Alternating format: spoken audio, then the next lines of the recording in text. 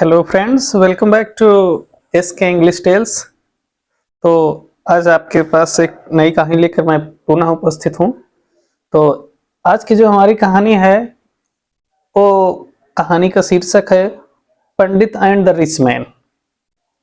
अब आप इस कहानी को देखेंगे और इस कहानी में इंग्लिश के साथ साथ आप कहानी का मोरल भी देखेंगे कि कहानी में क्या आपको सीख मिलती है। सबसे बड़ी चीज होती है कि क्योंकि सभी कहानियां कोई ना कोई इंस्पिरेशन हमको देती है और उसी इंस्पिरेशन से हम आगे बढ़ते हैं, कुछ नई सीख लेते हैं और उसको इम्प्रूव करते हुए अपने लाइफ में आगे बढ़ते हैं। तो देखते हैं इसमें कहानी में हम क्या सीखते हैं और क्या हमारे लिए उपयोगी चीज मिलती है, और इसके साथ इंग्लिश की भी लर्निंग हम कहानी में करते हैं। तो कहानी स्टार्ट करते हैं। कहानी स्टार्ट होती है, there was a pandit in the village. There का प्रयोग जान रहे हैं, इंट्रोडक्टरी वर्ड है, जहां पर सब्जेक्ट नहीं होता वहां पर हम देयर का प्रयोग करते हैं। तो there was pandit in the village, गांव में एक पंडित जी थे, ये पंडित थे। He was well versed in all scriptures.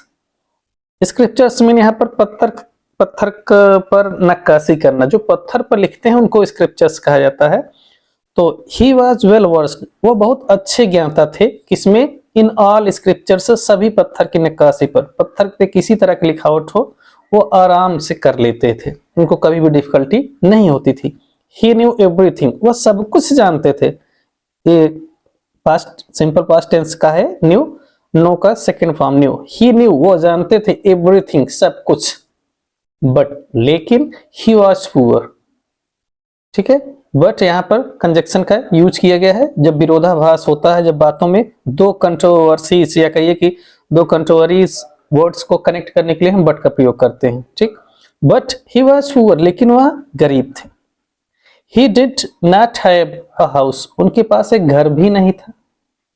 He used to, अब देखिए यूज्ड टू का प्रयोग पास्ट टेंस में जब कोई रेगुलर वर्क दिखाना होता है। इट मीन जब हमारे पास रेगुलरिटी होती है कि जब पिछले समय में या पास्ट टाइम पे हम जो है किसी काम को रेगुलर करते थे, डेली करते थे, तब ऐसी कंडीशन को शो करने के लिए इंग्लिश में आपको यूज टू का प्रयोग करना पड़ेगा। ठीक है, तो he use to get his meals also with great difficulties, तो वह हमेशा या प्रायः ही अपना भोजन पाते थे, कैसे?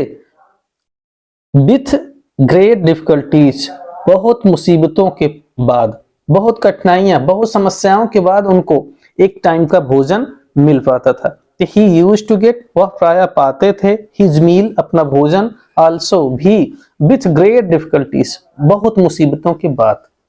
ठीक, तो इसका सेंस यही हुआ कि बहुत कठिनाइयों या समस्याओं के बाद उनको एक टाइम का भोजन मिल पाता था। इवन मीन यहाँ तक कि his clothes were very much worn out, यहाँ तक कि उनके कपड़े भी बहुत, worn आउट मतलब पुराने कह सकते हैं, रटन हो गए थे या बहुत ही ओल्ड हो गए थे। तो worn आउट का मतलब जो पहनने योग्य नहीं था, उनके कपड़े भी बहुत पुराने हो गए थे। सो इसलिए the pandit used to get big for his meal, pandit इसलिए हमेशा अपने भोजन के लिए उनको मांगना पड़ता था, भीख मांगना पड़ता था अपने भोजन को प्राप्त करने के लिए, उनके पास और कोई उपाय नहीं था। He went from house to house begging, वह एक घर से दूसरे घर पर जो है भीख मांगने के लिए जाते थे ताकि उनकी जीविका चल पाए और जीवित रहें। तो उनके पास यही एक ऑप्शन था कि वह बेगिंग करें, भीख मांगे। Please give me AIIMS, AIIMS mean यहाँ पर भीख देना। प्लीज गिव मी एम्स, कृपया मुझे भीख दे दीजिए, मुझे कुछ खाने को दे दीजिए। On seeing his old clothes, on seeing देख करके, यहाँ पर कह सकते हैं प्रेजेंट पार्टिसिपल का प्रयोग। On seeing his old clothes, उनके पुराने कपड़े देखकर, मेनी पीपल वर थिंकिंग, बहुत सारे लोग सोच रहे थे, दैट कि ही इज मैड, कि वह पागल है। उनका पहनावा जो था, उनका अटायर कह सकते हैं, वियरिंग जो थी वो इस टाइप की थी कि लोग यही सोचते थे या लोगों में यही माइंडसेट बनता था कि परहैप्स ये व्यक्ति जो है मैड है, एक बेगर नहीं है बल्कि पागल है, क्योंकि उनके कपड़े बहुत ही ज्यादा पुराने थे। सो इसलिए सेइंग कहते हुए, गो अवे, चले जाओ। जब उनका कपड़ा इस तरह देखते थे कि पागल है, तो पागल से तो सभी लोग अपने को टेरर महसूस करते हैं, सभी को डर लगता है, तो इसलिए उनको लगता था कि कोई ऐसी बात ना कर दे या कोई ऐसी कैजुअलिटी ना करे। सो वो लोग ऐसा बिहेव करते थे, क्या कहते हुए, गो अवे, चले जाओ। दे शट द डोर, और वह दरवाजा बंद कर लेते थे। फॉर मेनी डेज, बहुत दिनों तक, he didn't even eat it, यहां तक कि उन्होंने कुछ खाया भी नहीं, क्योंकि उनको भीख में इस तरह से नहीं मिलता था, क्योंकि लोग उनको पागल समझते थे। और ये समझ करके कि कोई ये ऐसी कैजुअलिटी ना करे, कोई ऐसा इवेंट ना क्रिएट कर दे जिससे कि लोगों को और ट्रबल हो, तो ऐसी सिचुएशन उनका अपना बनाया हुआ नहीं था, बल्कि उनकी जो वियरिंग्स थी, जो उनकी कह सकते हैं कि कॉस्ट्यूम था, जो पहनावा था, वो लोगों में टेरर क्रिएट करता था। ठीक है, तो इसकी वजह से उनको बहुत दिनों तक बिना खाए भी रहना पड़ता था।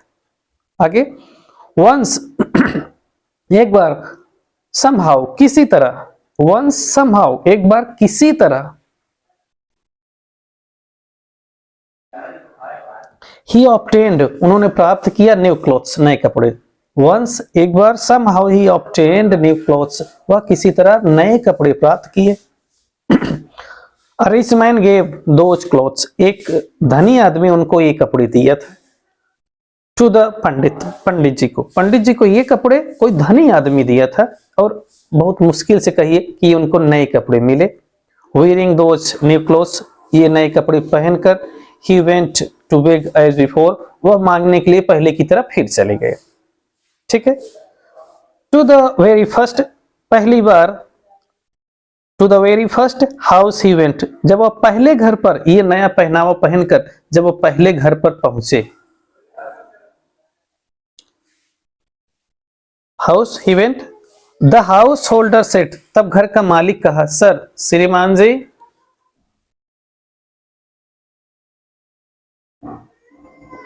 प्लीज कम इन, कृपया अंदर आ जाइए। Please have your food in our house, आइए आप भी हमारे साथ घर में भोजन करिए, हमारे साथ बैठ करके। सेइंग दस, यह कहते हुए, विथ ग्रेट रिस्पेक्ट, बहुत ही सम्मान के साथ, बहुत ही आदर के साथ उस व्यक्ति ने कहा, अंदर आइए, हमारे साथ बैठिए और आप भी भोजन कर लीजिए। He took the pandit inside for food, वह पंडित जी को अपने साथ घर के अंदर ले गया खाने पीने के लिए। The pandit sat down to eat, पंडित जी खाने के लिए बैठ गए। वैरायटीज ऑफ सूप्स, अलग अलग प्रकार के, बहुत सारे प्रकार के सूप्स आए, स्वीट मील्स और मीठी मिठाइयां आई। ठीक, वेडास बहुत सारे आए, एंड स्वीट फूड, और मीठे कुछ और खाद्य पदार्थ आए। वर सर्व फॉर ईटिंग, खाने के लिए उनको दिया गया। हैविंग प्रेड फर्स्ट, खाने के पहले सबसे पहले पूजा किए पंडित जी। The pandit took a sweet meat, और पंडित जी ने एक मीठी मिठाई ली विथ हिज हैंड, अपने हाथ में, and began to feed his new cloth saying, और अपने नए कपड़े को खिलाने की कोशिश करते हुए कहते हैं, क्योंकि पहली बार उनको नया कपड़ा मिला और उनको ये लगा कि शायद जो कुछ ये न्यू हो रहा है, जो हमारे लाइफ में चेंज दिख रहा है, उसका वजह मैं नहीं बट ये न्यू क्लॉथ। तो इसलिए उन्होंने क्या किया, ये गॉड को या ईश्वर को ये उनको ऑफर करते हैं रिस्पेक्ट, कि इसकी वजह से मिला है, इस कपड़े की वजह से, तो वो कपड़े को क्या करते हैं, खिलाने की कोशिश करते हैं। ईट इट, इसे खा लीजिए, कपड़े को कहते हुए, वो मिठाई खिलाते हुए पंडित जी कहते हैं। ऑन सीइंग दैट, यह देखकर, all the house holders were surprised, घर के सभी मालिक या घर के जितने भी मेंबर थे वो सभी क्या हुए, और देखने वाले लोग सभी सरप्राइज हो गए, सबको आश्चर्यचकित हुआ। अरे ऐसा कैसे हो सकता है कि एक व्यक्ति कपड़े को मिठाई खिला रहा, एक कपड़े को ऑफर कर रहा, प्रेयर कर रहा कपड़े से कि मिठाई लीजिए आप खाइए। ठीक, and were not able to understand, और कोई इस बात को समझ भी नहीं पा रहा था कि हो क्या रहा है, क्या हो रहा है, किसी को कुछ भी अंडरस्टैंडिंग नहीं थी, कुछ भी नॉलेज नहीं था कि क्या हैपन हो रहा है, लेकिन सारी चीजें पंडित जी को पता थी। सो इसलिए दे आस्क्ड दस, इस तरह वो पूछते हैं लोग, जब उनको आश्चर्य होता है, इतना वंडर होता है, तो बर्दाश्त नहीं होता, उनको कंट्रोल नहीं होता, तो इसलिए वो लोग पूछते हैं। The clothes don't eat right, वो लोग कहते हैं क्लोथ्स डोंट ईट राइट, समझ में आना चाहिए आपको कि कपड़े खाते नहीं है कुछ, क्योंकि ये नॉन लिविंग थिंग्स हैं, ठीक, इसलिए कुछ नहीं खाते। दवाई हो, अरे क्यों? ग्रेट पंडित, महान पंडित जी, do you offer food to the clothes? क्या आप कपड़े को भोजन करा रहे हैं, कपड़े को खिला रहे हैं? Then pandit, that pandit answered thus, तब वो पंडित जी उत्तर देते हैं, इंडीड, वास्तव में मैं कपड़े को ही खिला रहा हूं, बिकॉज, क्योंकि ऑफ दिस न्यू क्लॉथ्स, इसी नए कपड़े की वजह से, you offered me food today, आपने आज मुझे भोजन कराया है, यस्टरडे, कल जो बीत गया दिन, itself in this very house, इसी घर में, you asked me to go away, मुझे आपने जाने के लिए कहा था, सिंस, चूंकि आई ऑब्टेन्ड फूड, मैंने ये जो भोजन आज पाया है, ड्यू टू दीज क्लोथ्स, इसी कपड़े की वजह से पाया, I am grateful to them, मैं इस कपड़े का धन्यवाद करता हूं, मैं इसका बहुत आभारी हूं। अगर ये मेरे पास नया कपड़ा नहीं होता तो शायद आप मुझे अपने घर के अंदर नहीं आने देते, ना मुझे इस तरह का एक अच्छा डिलीशियस फूड या स्वीट्स या और अदर जो भी हमको ऑफरिंग आपने हमको जो खिलाया, जो हमको सर्व किया, शायद ऐसा मेरे पास फॉर्च्यून नहीं था कि हम ऐसा कर पाते। दिस इज वाई, यही कारण है, आई एम फीडिंग देम, इसीलिए मैं इस कपड़े को खिला रहा हूं जो आपने दिया। द हाउस होल्डर्स, घर के लोग या घर के सारे सदस्य जो भी थे, वर इन लिटिल असेम्ड, सबको थोड़ा सा शर्म आई कि हम लोगों ने कितना बड़ा मिस्टेक किया। और यहां से कहानी आपकी खत्म होती है, लेकिन कहानी का जो मोरल है वो खास है आपके लिए कि कहानी में आपने सीखा क्या, आपको ये कहानी कौन सा लेसन टीच करती है, कौन सी सीख देती है लाइफ में, प्रैक्टिकल में होता क्या है कि नेवर जज एनीवन, नेवर जज एनीवन, नेवर जज एनीवन बाय देयर आउटलुक, कभी भी किसी का पहनावा देखकर या बाहरी उसका आकार देख करके कभी उसके बारे में आप निर्णय मत लीजिए, क्योंकि बाहरी जो पहनावा है वो कुछ और हो सकता है, ठीक है, उसके पीछे बहुत सारी स्टोरी हो सकती है, बहुत सारे वजह हो सकते हैं। इसलिए आप हमेशा जब तक व्यक्ति से नहीं इंटरेक्ट होंगे, जब तक उससे बातचीत नहीं करेंगे, आप कुछ नहीं समझ सकते। ये बाहरी चीजें हैं और बाहरी जो आवरण है, ये कह सकते हैं कॉस्ट्यूम है, वियरिंग है, ये सब सारे टाइम की होती है। तो ये रही हमारी कहानी। अब आप निश्चित रूप से इस कहानी के बारे में आप समझ गए होंगे, कहानी में क्या टीचिंग है और कहानी में किस बात को लेकर के चर्चा की गई है कि लाइफ में क्या चीज महत्वपूर्ण होती है। इसका मतलब सिर्फ इतना ही है कि पहनावा भी व्यक्ति का बहुत ही इंप्रेसिव होना चाहिए, क्योंकि उससे हम बहुत सारे काम को अपने इजी बना सकते हैं। हर जगह जहां भी जाएं, सबसे पहले आपके ज्ञान और समझ से पहले व्यक्ति आपके पहनावा को देखकर ही जज करता है। इसलिए जहां भी रहिए, जैसे भी रहिए, आप एकदम मेंटेन रहिए, वेल ड्रेस्ड रहिए, ठीक है। अब आप कहानी में थोड़ा सा मीनिंग से देख लीजिए। देयर का प्रयोग हमने बताया कि देयर का प्रयोग वहां पर करते हैं जहां पर सब्जेक्ट नहीं होता है, वहां पर हम सेंटेंस को स्टार्ट करने के लिए देयर का प्रयोग करते हैं। जैसे there was pandit in village, एक गांव में एक पंडित जी थे, तो यहाँ पर सब्जेक्ट नहीं है बल्कि यहाँ पंडित जी ऑब्जेक्ट के काम कर रहे हैं, तो यहाँ पर देयर का प्रयोग। ही वाज वेल वर्स्ड, मतलब वेल वर्स्ड का मतलब यहाँ पर आप समझ सकते हैं कि अच्छे जानकार थे, हर चीज की उनको अच्छी जानकारी थी।